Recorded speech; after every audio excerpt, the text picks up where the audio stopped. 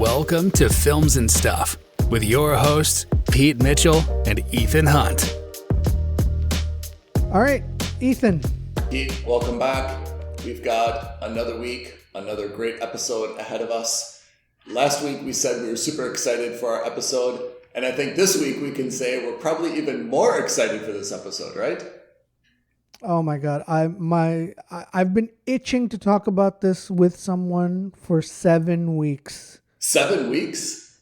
Because there were 7 episodes. Yeah, and after every episode, I wanted to talk to someone about it, but it wasn't until now that And yeah. I'm gonna do something unprecedented for us.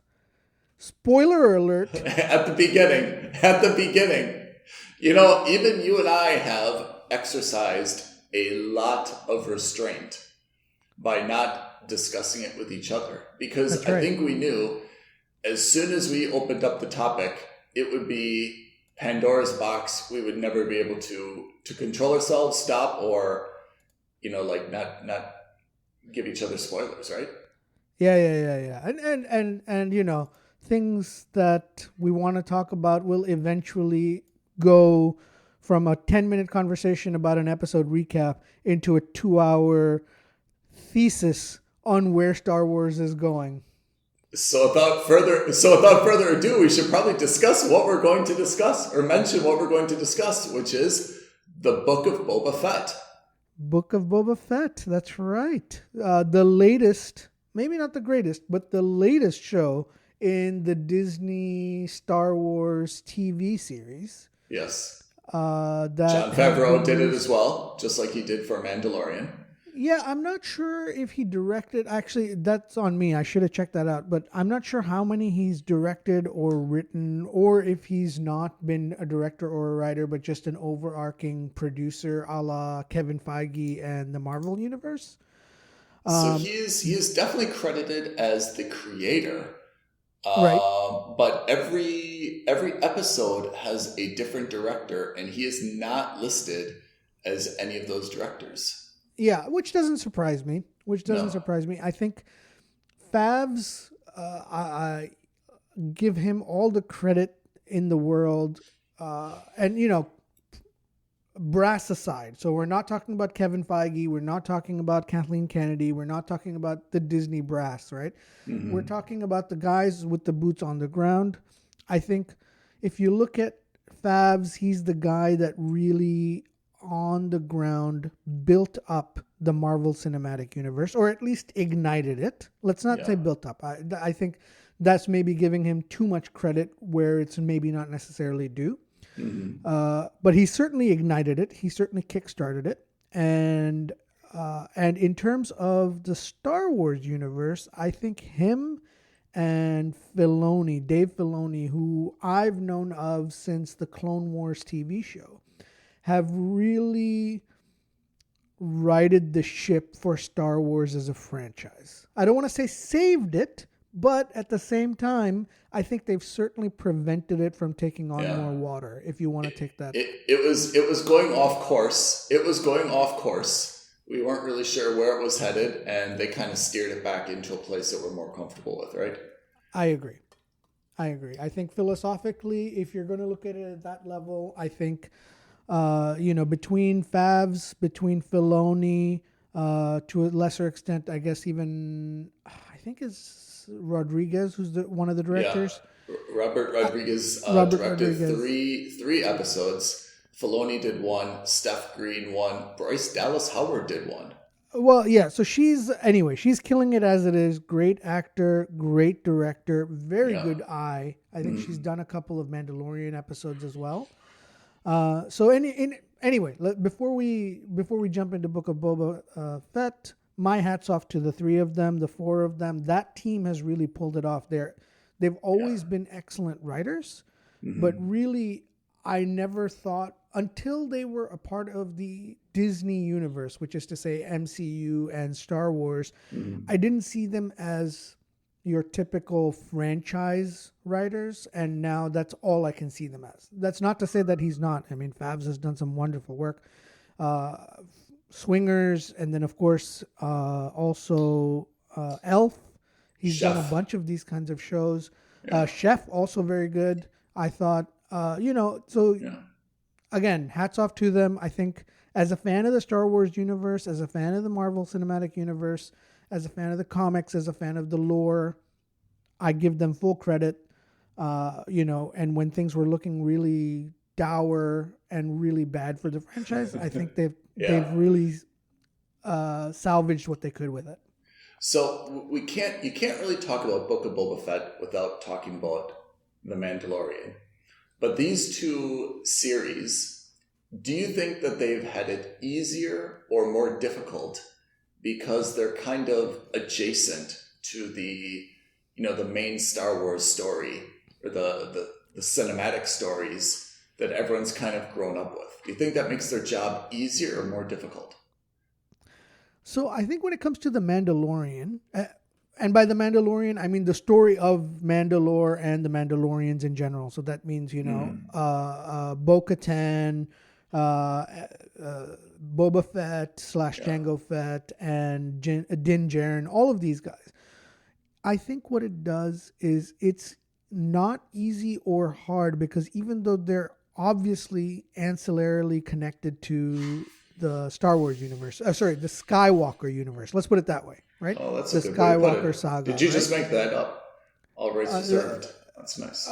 Well, I've always I think I might have heard it somewhere that the idea was that in the Star Wars universe, we know the Star Wars universe is the extended universe, but really we've only ever focused on the Skywalker saga, right? Whether it's Anakin in the prequels, to Luke in the original trilogy, to whatever you want to call it in the sequel trilogy, right? Because they're not really Skywalker. Anyway, that's a discussion. Yeah. That's a controversial discussion. I don't want to really get into that. Indeed.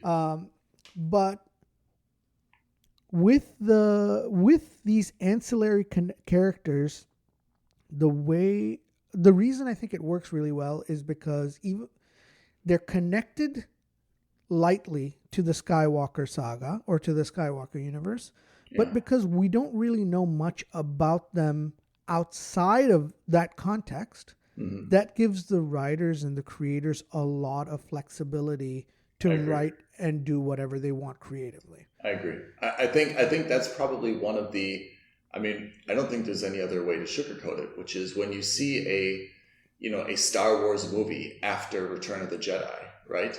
What is, 7, 8, 9. Everyone has some idea in their mind about what that should look like, what the characters should be, right? And that's just kind of natural human nature. You've already got a point of reference. Whereas when you're talking about Mandalorian, when you're talking about Boba Fett, you have maybe a little, at least in the sense of Boba Fett, you know what his armor looks like, and you know something that he's kind of a quiet guy and an assassin. But you don't really have any point of reference in terms of, what his backstory is, what his motivations are, anything apart from, the original 1, 2, 3, right? Where you saw the, him and his father Jenga. So I think that gives them, like you said, a little bit more flexibility to create their world. And we're probably a little bit more open to accepting that world just because we don't have any other frame of reference or expectation for what it should be. Yeah. And I think what they've done really well is, so if you look, there are 3 kinds of people who watch these movies, right? Or these shows. There's let's call them the quote unquote, the normals, right? Which is to say they've only ever seen the movies, right? Or they're not really fans, but they like sci-fi, so they're into it. Then you have, so let's put it this way. So the normals are the guys who have seen the movies and they know Star Wars in general as a concept, and that's it. Then you have, let's say, the hardcores who have seen the movies, who have seen the shows, which is to say Clone Wars, Rebels, all these other animated shows. Maybe they've read some of the extended universe books or novels, which are now, some of them are considered canon, some are not. And then you have the third kind of people who have not seen anything and don't care for Star Wars, right? And that's fine. So I think what these guys have done, Favs and Filoni, is very gently and with great respect, they've taken the story of Jango Fett / Boba Fett / the clones.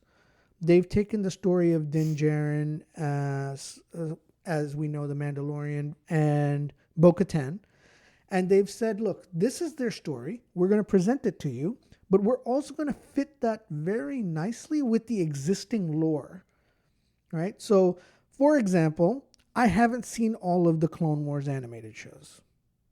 I have seen the Rebels animated show. So I understand where Bo-Katan's story is.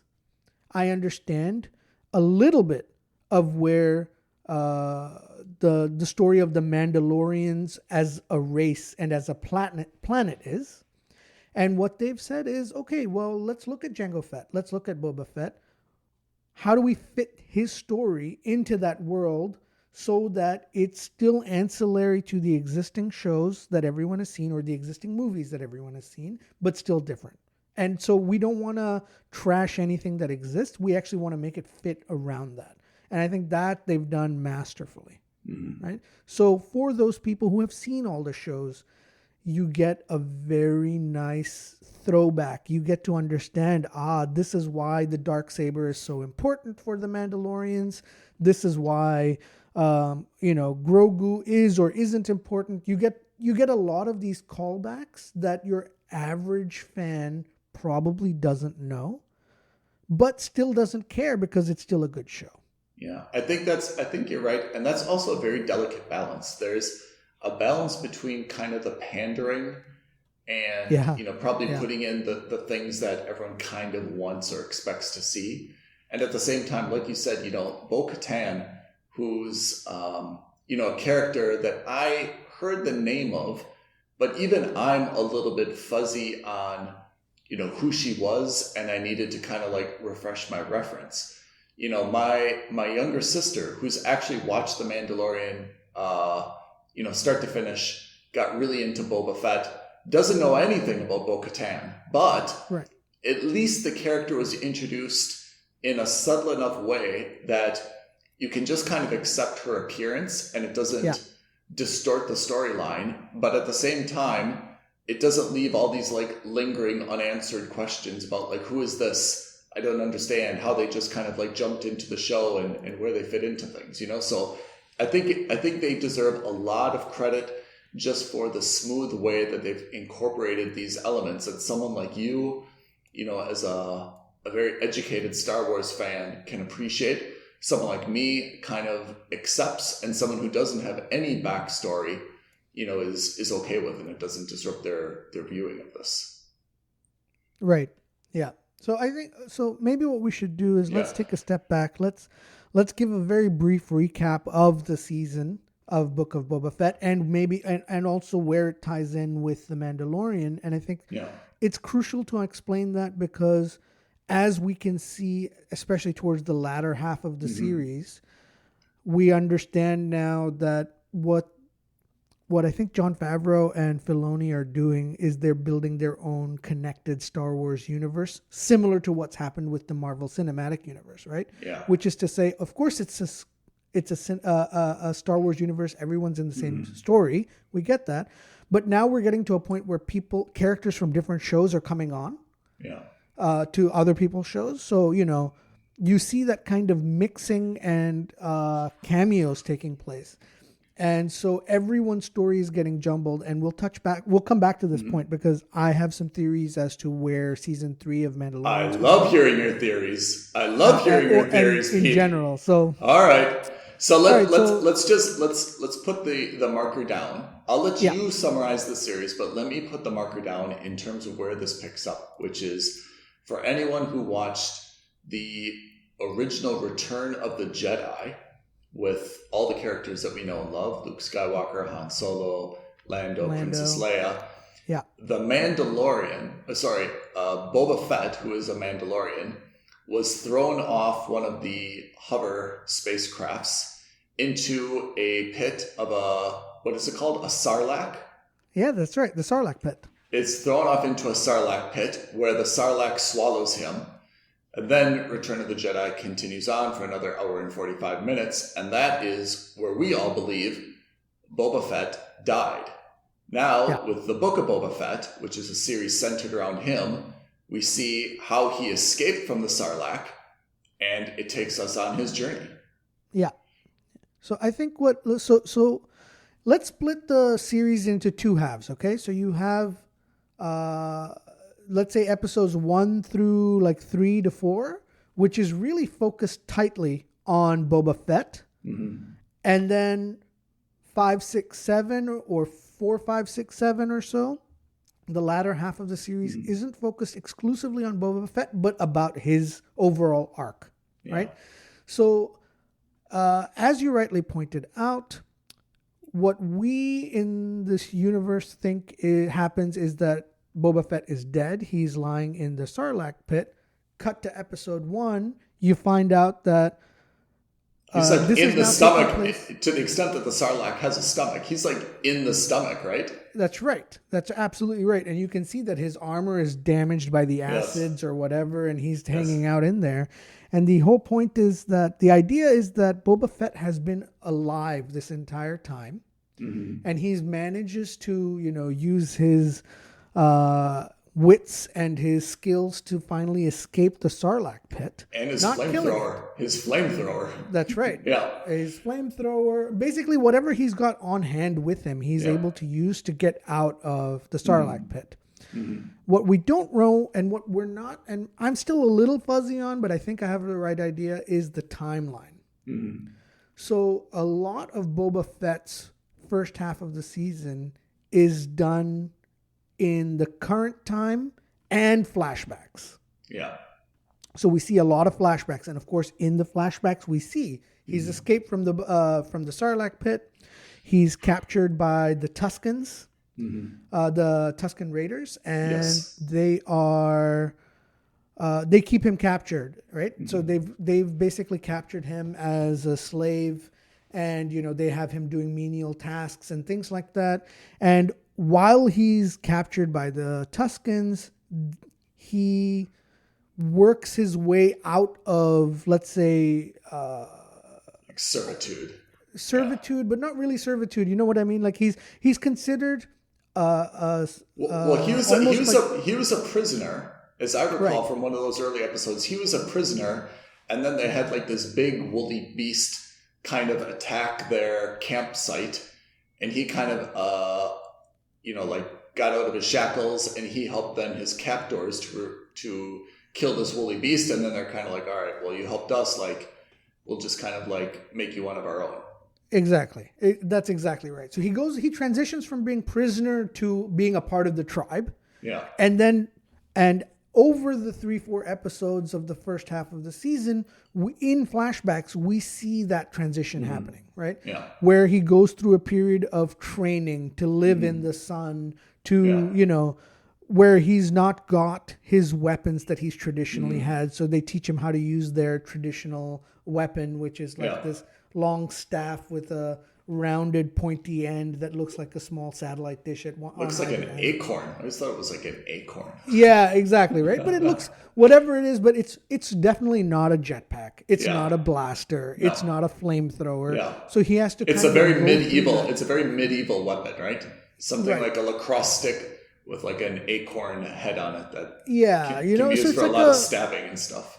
It's very much a period of training for him, right? Mm-hmm. So, and it's not just training in how to wield the weapon, but it's also training on how to, and maybe this is me reading too much into it, but like how to become a better person. Yeah. Almost, right? Like there's also a lot of like desert survival, right? Because he's, as you mentioned, he's traditionally been a bounty hunter, with a spacecraft who's been flying around the universe. Now he's kind of like a sand person, right? Mm-hmm. Almost like a Jawa, right? Who's kind of, they show like one scene where he's got to dig in the sand, and they show like these big kind of fruits that, have water, and that's how they get their, hydration. So you're right. It's been a very, almost like a retreat for him, where he's learning like a totally different culture, a different way of fighting, and a different way of kind of survival in that climate, in those circumstances. Right. And I think what it also happens, which is maybe something, and again, I'm probably reading too much into this, but he goes from being someone who's been a loner, right, since his father's death in episode, I think 2 or 3, I can't remember. Yeah. He's more or less now he's been on his own for the last 30, 40 years of his life. And now he's becomes a valued member and an important member of a tribe, right? So he becomes a part of a community. And by a community, I mean not like a community or someone who's part of like a bounty hunters guild, but like an actual community. They look out for each other. They take care of each other. They survive together in the harshest of climates, right? And so we find out, so that's most of his backstory, or most of the flashbacks are about that. Yeah. And it's intermingled with the current storyline, but we'll get to the current storyline. And in the backstory or in the flashback sequences, you also see in the background how this is connected to season 2 of The Mandalorian. Season 1 of The Mandalorian, when you see, he sees the flash in the sky, and then he goes and saves Fennec Shand. And then I rewatched the season both seasons of Mandalorian, and I remember seeing that was the sequence when the Mandalorian is hunting for Fennec Shand as a bounty. And he uses that flash generator, it looks like a flare, to blind her from getting sniped. And you see that in the background of Boba Fett. And so this is how they're interconnected. So let me ask you, Pete. Let me ask you a question here, though. Yeah. When I watched Mandalorian and Fennec Shand was introduced, she had a maybe 1 or 2 episode role. Then she reappears now in Book of Boba Fett. Was Fennec Shand a big or an important character in the books or in any of the other animated series, or is this her real first introduction to the franchise? So I remember seeing. So there was a third show but that's of the recent era, called The Bad Batch, which is about the clones, right? Yeah. And it's about the squads of clones, and she shows up in that cartoon series. But that's new, and that's post season 1 of The Mandalorian. So she wasn't a new character then. I haven't read all the extended universe books. I don't know all those stories very well. I don't know if she's an altogether brand new character or if she's someone they brought back from the novels and the comics. I can't say for sure. Okay. I like her character though. I mean, she's really an important character in this, right? Wonderful. I think we'll touch back on this. So anyway, so Fennec Shand is saved. He saves her. He gets her to this like modder / doctor / back alley black market guy who's able to save her. And she's like, I guess. So does she become bionic? Yeah, that's what I was going to ask. What I understood from that was that she was a human. She was badly injured, when she got shot by that other bounty hunter that we saw in Mandalorian. Boba found her, takes her to, a guy who's kind of like a, let's say, modern day tattoo artist or back alley doctor, right? Mm-hmm. And she eventually becomes like partly cyborg, right? Like she has some parts in her now. That's what I assume as well. I don't think they ever showed her as being a cyborg or partly robotic or mechanical before. Yeah. Okay. So we're aligned on that. Yeah. So then, so they create they have an informal alliance because he saved her. Mm-hmm. She helps him recover his ship. Mm-hmm. The iconic Boba Fett ship. Is there a name of that ship? It's called Slave One, but I believe Disney is. Yeah, I think that was the name of the ship, and I think they're changing that in the Disney canon because they don't want for obvious reasons of slavery. Yeah. Exactly. Yeah, but we should also point out that the ship was at the palace of Jabba the Hutt, which is where a lot of the Return of the Jedi film took place. That's right. And at this point, which we find out at the end of season 2 of The Mandalorian, is that Bib Fortuna is running the show, right? And we saw Bib Fortuna, who was Jabba's right-hand man / consigliere in the movies. And he's become the major domo of the leader rather of whatever. Which makes sense, right? I mean, Jabba the Hutt died, of course, in Return of the Jedi. Someone needs to take over that territory. It would make sense that it would be his, right-hand man. I'm surprised because he seemed like a cowardly guy. So I'm surprised he did that. Yeah. But in any case, so he gets his ship back. Oh, and we also learned, sorry, I forgot to say this. We also find out that his clan was murdered, right? So the Tuskens were all killed. Mm-hmm. And they were all killed by a biker gang. Allegedly. So he gets his ship back with Fennec. Mm-hmm. He goes after the bikers, destroys them all, and everyone's happy. And that's where I believe we're caught up with the. That's kind of the first half. No more that's kind of the first half of the series. Yeah. So there's no more flashbacks. And we're caught up to the current times of this series. And now we're looking at Boba Fett and his attempt to kind of regain his footing on Tatooine.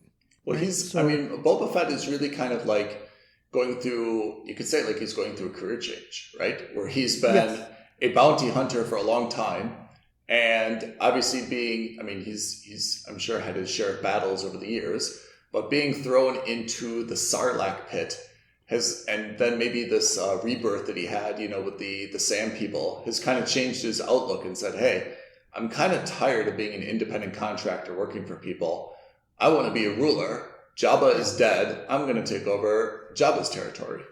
Yeah, so you see that transition, right? And I think this is what I meant by saying that, I think he gets a little bit of perspective with his time in the pit and with the Tuskens, is that he's like, look, I need to build something more for a legacy, right? And I don't want to just be a bounty hunter. Career change. And so he goes from being just a bounty hunter and being one of the most feared bounty hunters in the universe to transitioning towards being a crime boss, right? Mm-hmm. And he takes over Jabba's operations, and then we find out that he's struggling with that a little bit because the Boba Fett that we know or from the movies we've never seen it on screen until we saw a little bit of it in The Mandalorian, but has always been like a really fierce and highly reputable character in the sense that everyone was afraid of him. If Boba Fett showed up at your doors, you were probably going to be killed or taken away. I mean, he was always kind of known also for like his efficiency, right? He was a man of very few words, if any words. And he just kind of went in, as a bounty hunter does, got the job done, moved on, took payment. And as you mentioned, kind of he's realizing that being a ruler is a different skill set. Yeah, right. And so... A lot of life lessons. A lot of life lessons. And that's really... Exactly. And so I think we see that struggle of him really come to terms with that, right? Where he's gone from being the guy who shoots first, asks questions later, to being the guy who's asking questions first, who's negotiating, who's taking audience, and making sure that he gets the respect that he deserves. But I think the problem was that he was getting respect before because he was a killer, right? He was a stone cold killer. And now people are not so sure if that's the case because, he's letting people go. And he's trying to set a better example, right? So Pete, let me ask you something. If we stop here, we're 4 episodes in. Let's just say that it was a mini series, right? Let's just say that was season 1. What would be your impression of the show? I would have hated it. Yeah, I think hate's a strong word for me, but I would say it was not at all compelling. He didn't, there was no real interesting action scenes. We didn't really learn anything new, and it was a little bit slow, and to be honest, his personality just wasn't compelling. It was too granular in terms of kind of the day-to-day monotony, right? I mean, it was interesting looking at him, with the Sand People, but there was not a lot there, I think, right?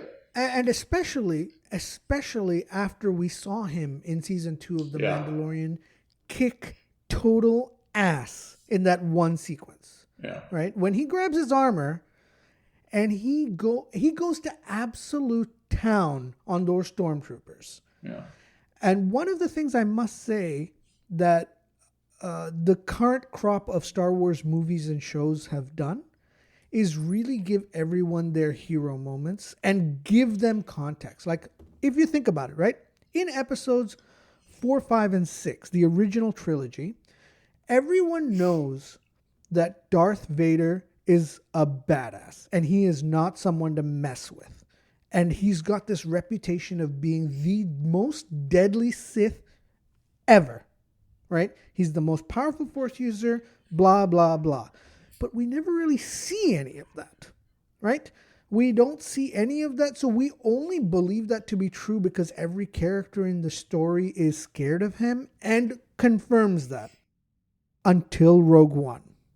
And then in Rogue One, we see Darth Vader spark up his lightsaber and go to town on those rebels in that one hallway scene. And that 30-second clip gave him his hero moment where all of a sudden everyone goes, holy crap. Is that the scene where he entered Princess Leia's escape craft? Yes. At the very end of the movie. Yes. So that should have been, you're right, because this was teased in the original episode 4, right?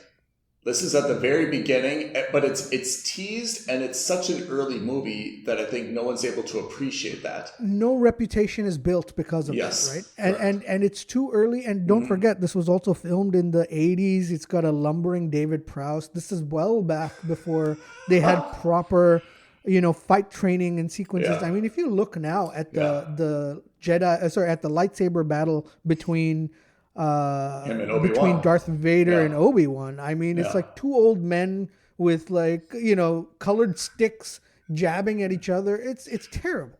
It's terrible, right? I'm not saying I'm not laying fault, but I mean, that's just what it is, right? I'm looking at it as objectively as possible. And Rogue One, all of a sudden, you're just like, holy crap, this guy is a killer. And everyone's scared because you get to see him use the Force. You get to see him choke people. It's unbelievable.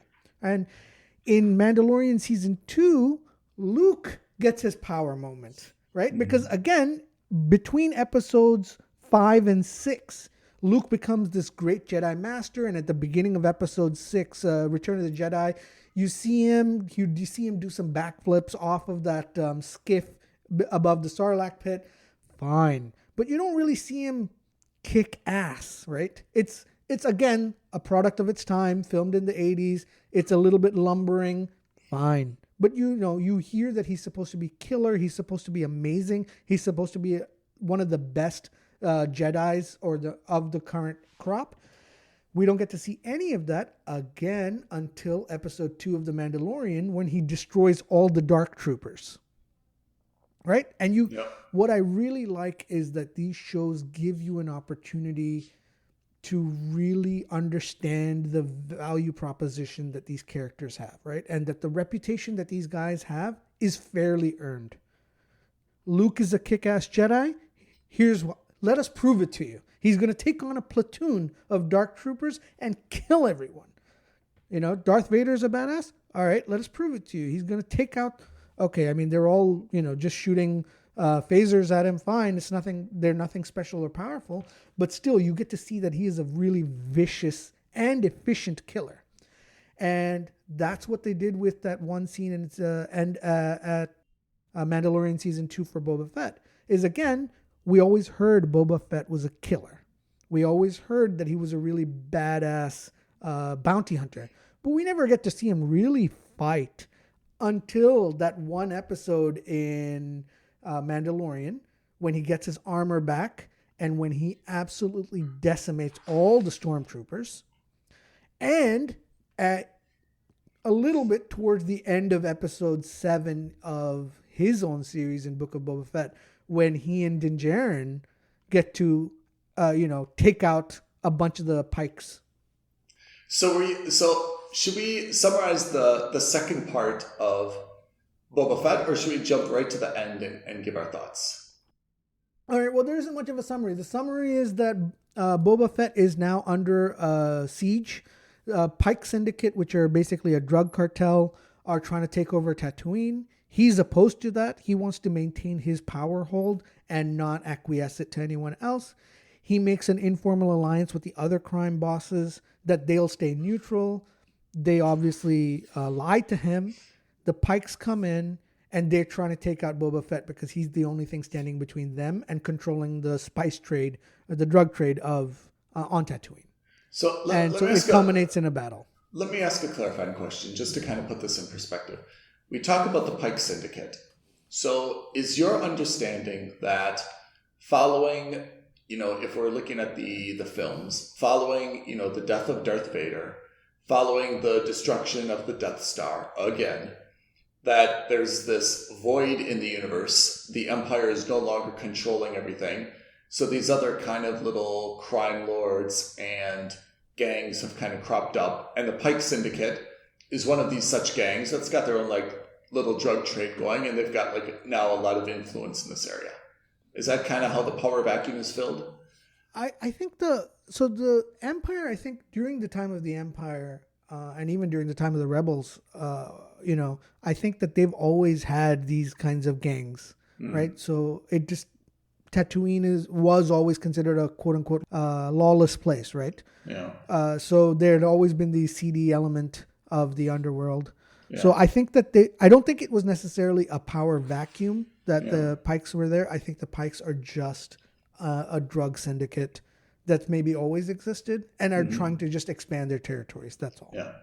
So this is called the Book of Boba Fett, but in the second half, Mandalorian makes not just a cameo, but he's almost the main character and almost the more compelling character, because there's kind of 3 storylines that he's involved in. The first is, he goes back to, I guess this other metalsmith, Beskar Steelsmith, Mandalorian. Oh, the armorer, yeah. Yeah, with the Darksaber.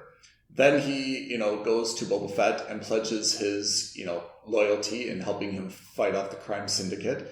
And then, of course, possibly most interestingly, he's reunited with Grogu, right? And they have this kind of side story. So do you think that Boba has kind of run its course? And do you think that if you were Boba, you'd be a little bit frustrated that the Mandalorian was so prominent in here? Or do you think this is a byproduct of the Mandalorian just being so universally beloved and having a more unique story that it just required him to get involved to kind of save a series that was a little bit slow at the beginning?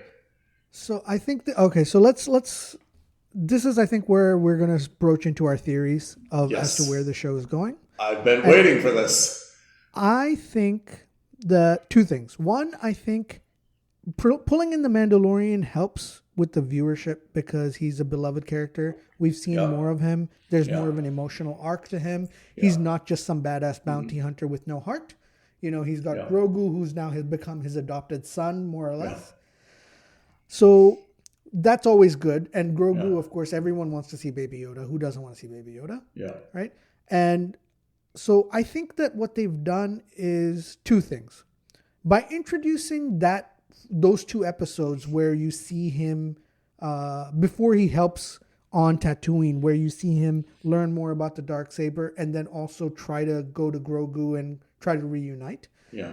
I think what you do is they did that now because they didn't want to do that in the first 2 episodes of Mandalorian Season 3.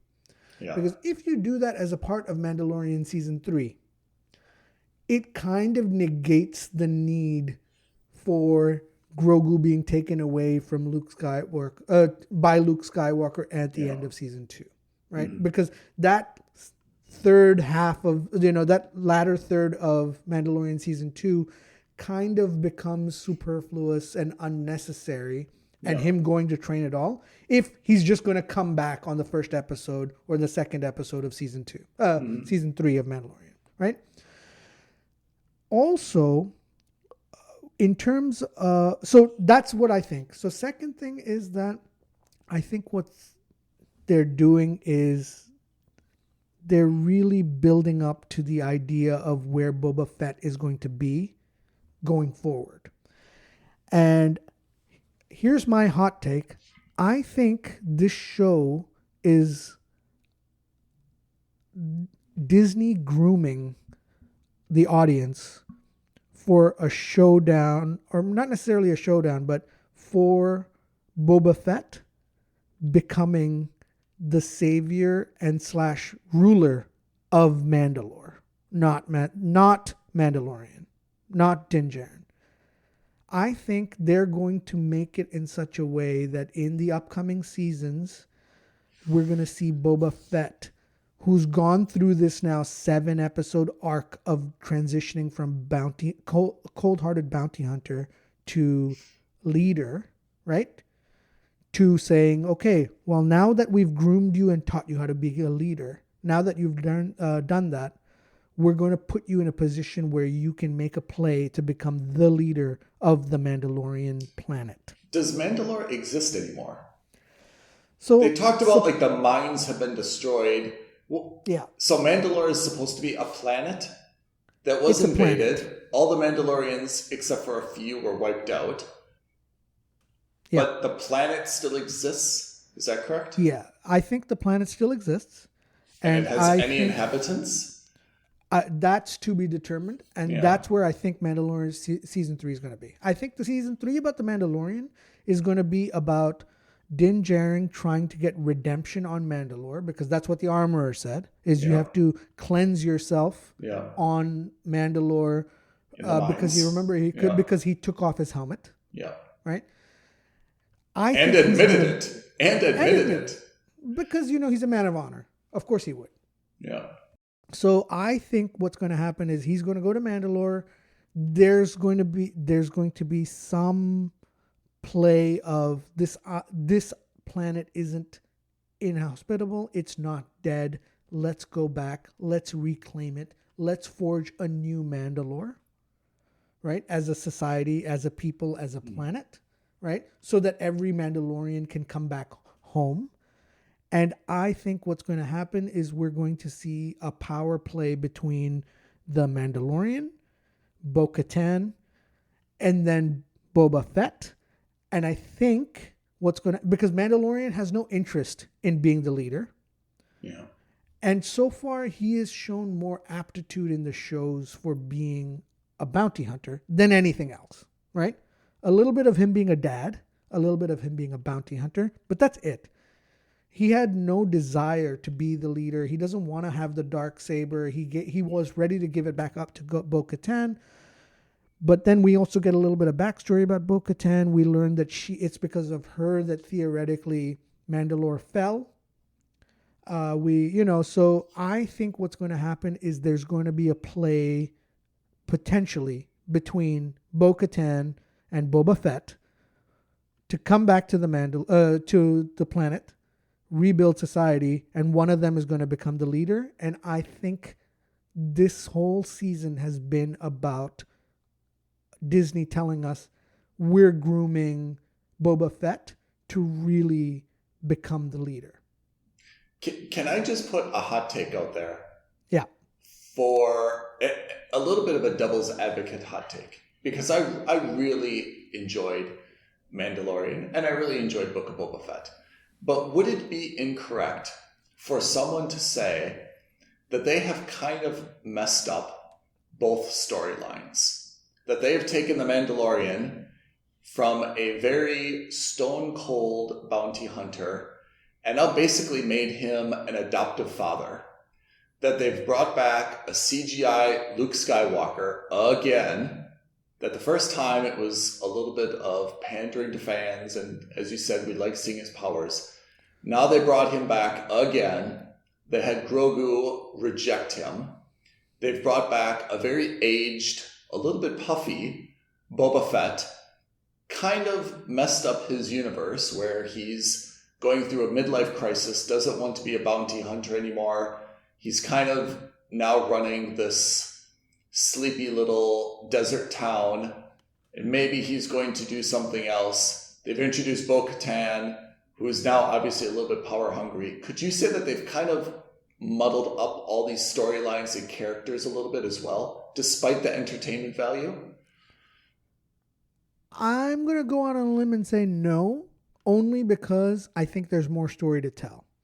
And I think what we're seeing is, like a pebble being thrown into a pond, the first splash always seems a bit messy, but when you step back and you see the ripples going forward, it still smooths out and it works out. I think that's what's happening right now. Yeah.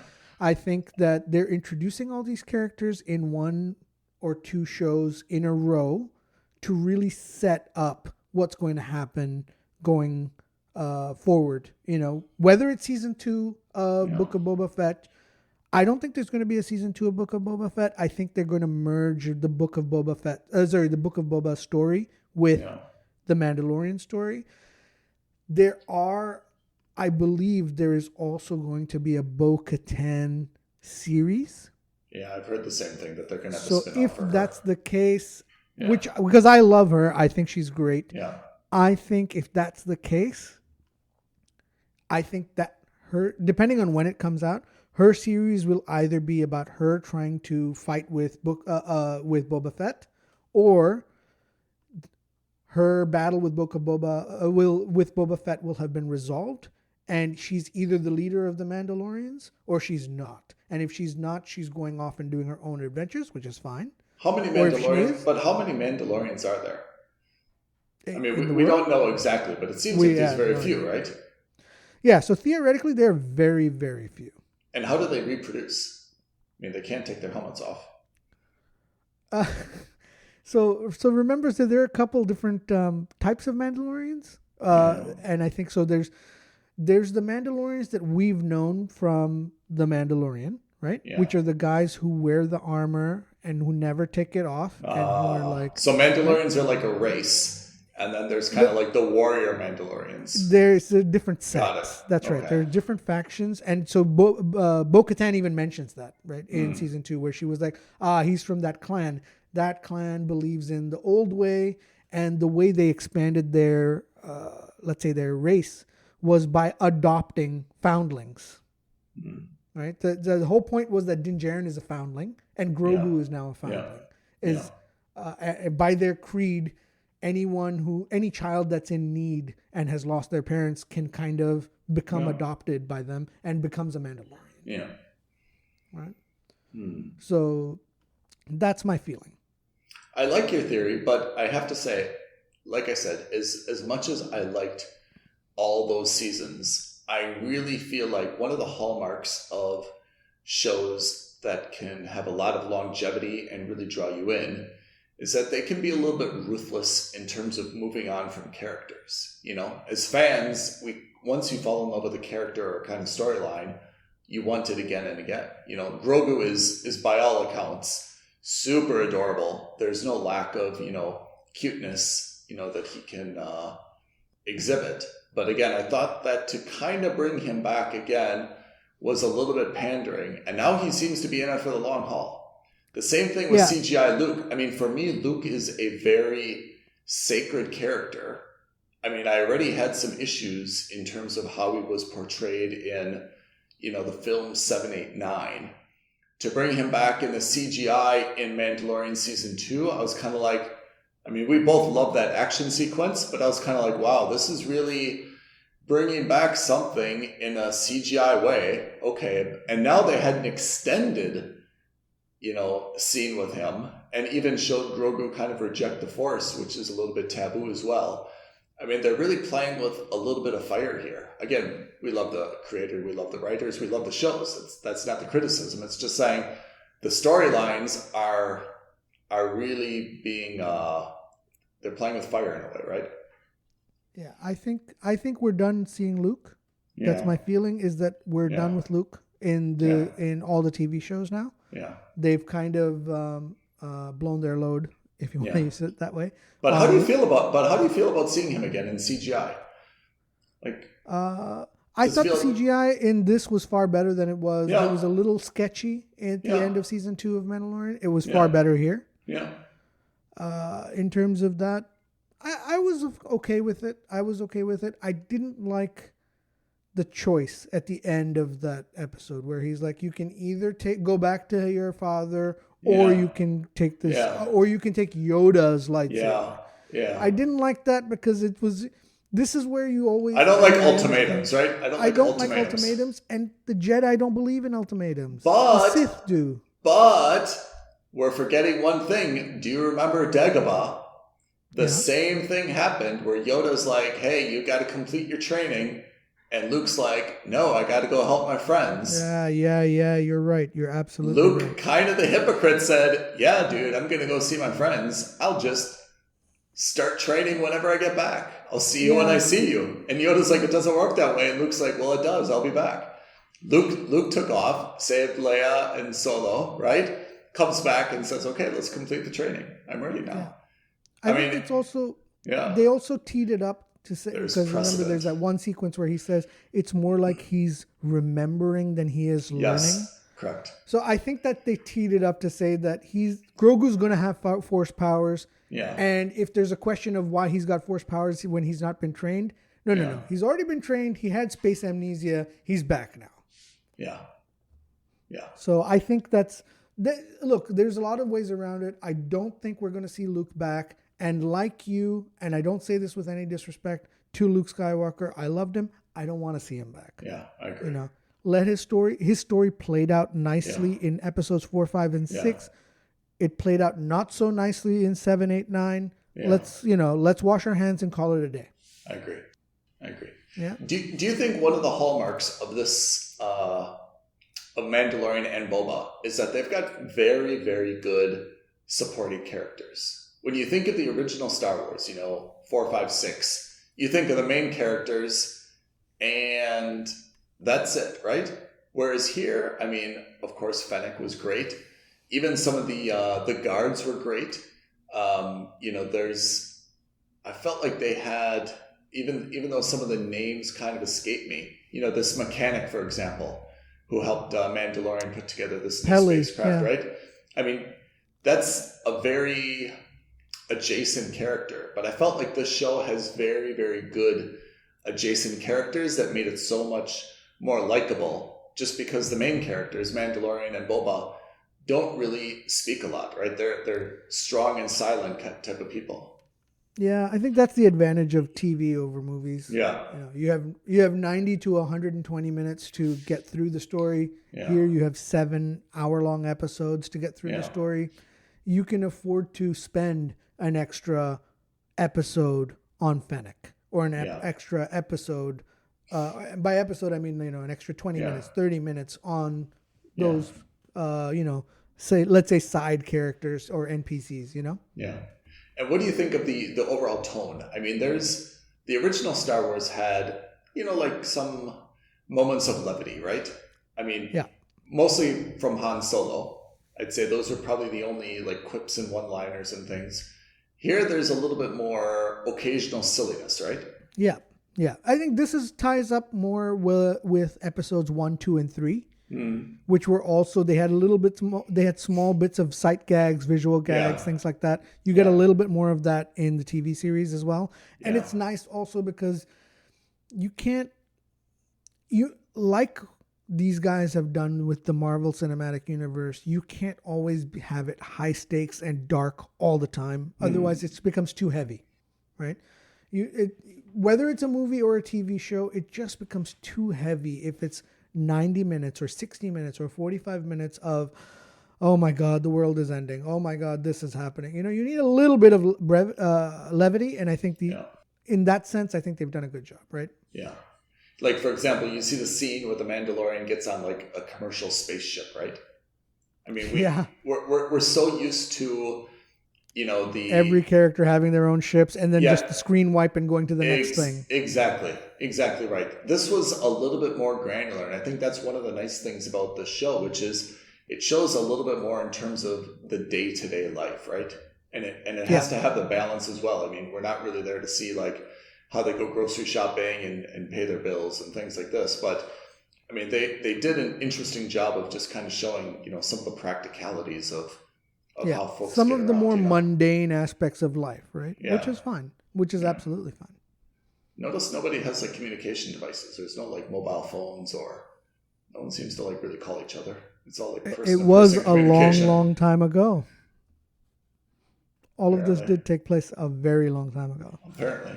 So what are we looking at now going forward? So Mandalorian season 3 is confirmed, right? I don't think it is, but of course it is. Okay. And Book of Boba, there's going to be a second series? They haven't announced any sequels. So we're not sure what the brand is going to be, but we're almost confident that all the characters are going to be reunited somehow. Exactly. I believe Bo-Katan is getting her own series. Mm-hmm. I am confident that season 3 of Mandalorian, if it hasn't already been confirmed, I think will be be confirmed. Yeah. Well, there you go. Book of Boba, I don't think has been confirmed, but I'm confident we are not done seeing all of those characters, whether they come up in their own series or whether they come up in other people's series. And then we've got in May, Obi-Wan Kenobi's show comes out, but that's going to be based obviously before episode 4. So in terms of timeline, it'll have nothing to do with any of these characters. So when Obi-Wan comes out, we're not sure we're not sure where this timeline is going to be in. Whether it's going to kind of coincide with 1, 2, 3 in the films, or if it's even prior to 1, 2, and 3, right?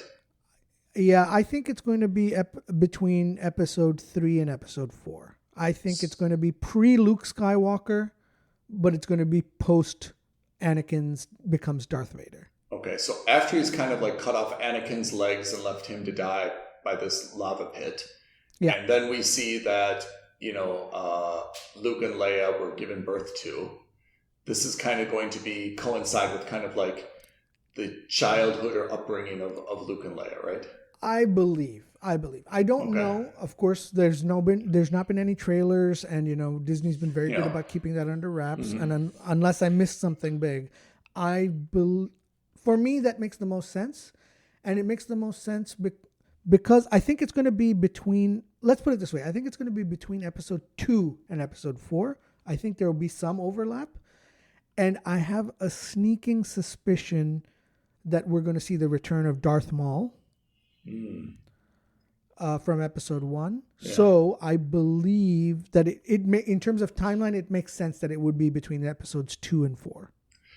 So is the lore, or the way that we think it goes, is that after this big, fight scene that we see in episode 3 between Anakin and Obi-Wan, then basically they don't have any communication until episode 4, when who doesn't have any communication? Anakin or Darth Vader and Obi-Wan.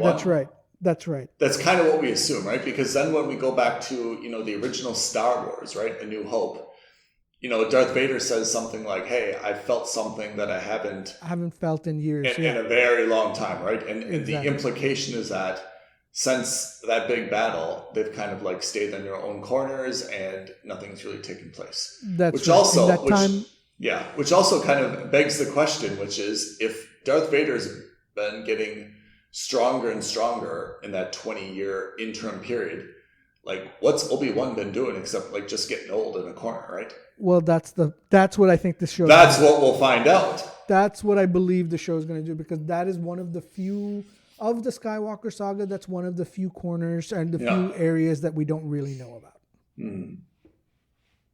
Okay. So that's what I think. It could be about Darth Maul because, again, in the cartoons and in the animated shows, we see that Darth Maul is very active during this time period. And it culminates... actually, I'm going to save that spoiler because I don't think you know it. So I'm going to save that spoiler for you. And I think it culminates in that period between episode 3 and 4. Okay. So we put away Book of Boba Fett. We hope to take it out again soon. And Obi-Wan, you said, is coming out in May. I think May 25th. That's what I read last. I could be wrong, but I believe it's May we're going to see the Obi-Wan series. So Star Wars is going to be dormant for the next 2 to 3 months then, basically. Nothing new. No new content? Or is there going to be any animated series in between now and then? So I'm not sure if there are. Bad Batch. What about Bad Batch? So Bad Batch is already, I believe, finished Oh. the first season. But don't hold me to that. I saw the first, I think, 5 or 6 episodes, lost interest and moved on. Okay. But I think it should be done by now if it isn't. And I think what they're going to do now is Disney's going to shift over from Star Wars to the Marvel Cinematic Universe. And I think that we're going to see Moon Knight. So I think Disney's focus is going to go from Star Wars to the Marvel Universe. Okay. We'll focus on that as well. Our focus is shifting as well. Indeed. All right, Pete. It's been another good one with you. Likewise, Ethan. What do we have for our viewers coming up on our next episode? On the Should next we give episode, a teaser? Can we give a teaser? the moon is falling. Or crashing. Or crashing, as you'll come to see. All right. Moonfall, Moon Crash next episode. Join us then, everyone. Thanks, everyone. Editor's note here. Ethan, I think we forgot the most important part of our review on the Book of Boba Fett, and that's to give it a score. We got so wrapped up in what was going to happen going forward with the plot that we forgot to give our attention to how we scored it. So yeah, well, how do you look at it, Pete? What do you give it? So I really like the show, but I remember the idea was we look at the shows on a standalone basis, not as a part of a universe. We do. And as it stands, if I were looking at Book of Boba Fett, I would say it is a solid mooch. If you don't have Disney Plus, go watch it with a friend who does, borrow their password, wherever you can. You should watch it that way. Well, lucky for you, Pete, I am going to give it a subscribe, and I do have Disney Plus, so you are welcome to mooch it from me. But I think that I take all of your comments, and I agree with all of them, but I think that this is not only well done, but it's also very important in the grand scheme of the Star Wars world. And I think that just in terms of the cultural importance and the water cooler talk, that it's important to subscribe. So I have it, and you're welcome to mooch it from me if you want, Pete. Perfect. That sounds awesome. Until next time. Thank you for listening to another episode of Films and Stuff. If you haven't already, please subscribe and review on Apple Podcasts, Spotify, or wherever podcasts are downloaded. Films and Stuff. There is no substitute.